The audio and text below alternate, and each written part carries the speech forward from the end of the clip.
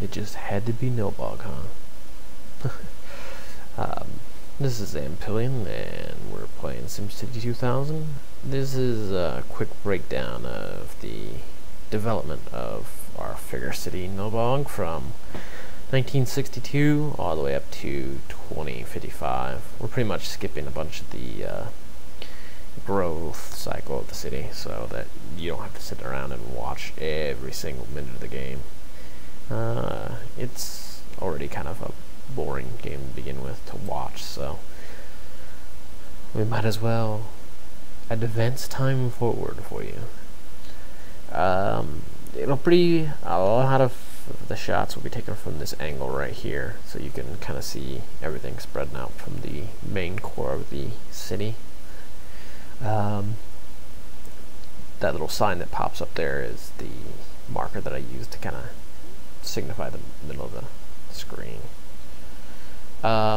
Yeah, we finally get the stadium put up there at the very northeast corner, and immediately, not more than a year later, somebody wrecks the plane right into the runway and burns the entire northern hillside down. Airports. If you turn off disasters, it's not really a big deal at all. You'll just have the occasional explosion. But turning off disasters is kind of the easy way out. It makes the game entirely non-challenging. Hey,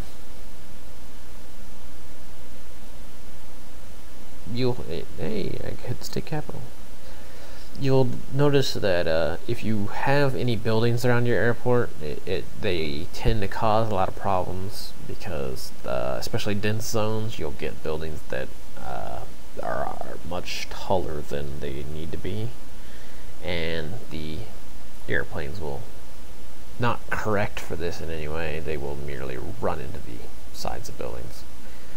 I want to say there's probably a good 4 or 5 airplane wrecks between these two points in time, which isn't too bad, but I would assume it's a bug. Well, it's not even technically a bug in that it's probably just an error with running it in Vista, but the game seems to not really enjoy telling you when things happen, so you kind of have to keep an eye on your toolbar just to see if the deploy firefighter or police officer button is lit up. That way, if you're working somewhere and you notice that button's lit up, something's going on somewhere. Anyway, we start to build outward from this core central of the city, and yep, sure enough, another fire breaks out. This one's pretty nasty, but once you start getting huge fires like this, or you get any that just get out of hand, the easiest way to deal with them is to bulldoze around the perimeter, and then you can start moving your firefighters in to take care of anything on the outside. And then once you kind of whittle it down, you notice there's a large patch of empty space there in the middle of the city. That's where the fire decided to take out everything. I had to rebuild the city hall, which moved down to the southeast. Yeah. I'll point things out again when I make another video covering some of the new technology and stuff we picked up along the road. You'll notice right north of the core of the city there's the huge hydroelectric system. Once again, another fire breaks out.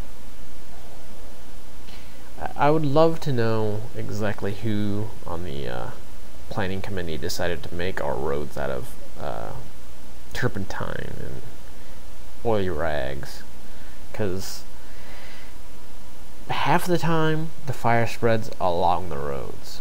So if you ever really want to take care of the fires, make sure you take out the roads, because yeah, they seem very, very flammable for rock and cement and Yep, another fire breaks out. It's almost hilarious sometimes to watch and see just how long it takes for another plane to crash. You would think that maybe they might hire some better pilots, or perhaps, maybe some training, maybe they need to check some maintenance logs on these things. I don't know what it is, but they just can't keep these damn things in the sky.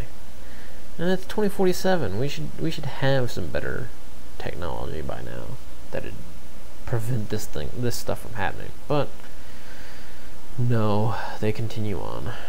To this day, planes are falling out of the sky for no apparent reason.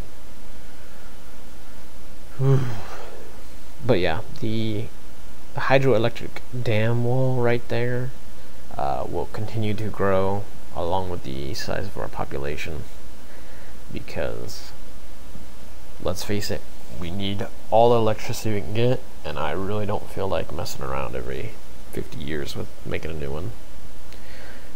Alright, for next time, I'll look into some of the technology we picked up between the two dates, and hopefully we'll show off some new buildings. Till then, this is Zamp, and have a good one.